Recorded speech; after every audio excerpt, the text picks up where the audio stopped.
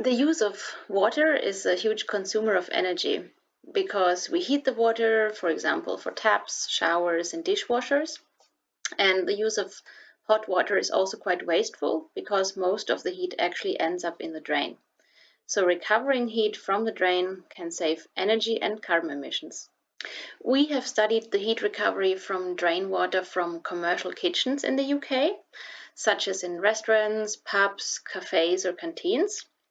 We took into account the over 200,000 food outlets in the UK, which use more energy for food preparation than private households. The heat can be recovered using a simple heat exchanger device, like the one above me, which replaces a part of the kitchen drain. We found that UK outlets could save about 500,000 tons of carbon emissions through heat recovery every year. 90% of the heat could be recovered in a financially feasible way.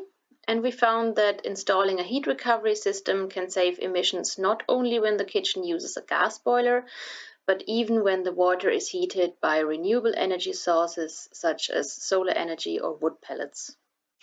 For kitchens interested in the simple way of saving the climate, we developed a calculator which gives them an estimate on their individual potential for heat, costs, and emission savings. And you can download the toolkit for free under the link above.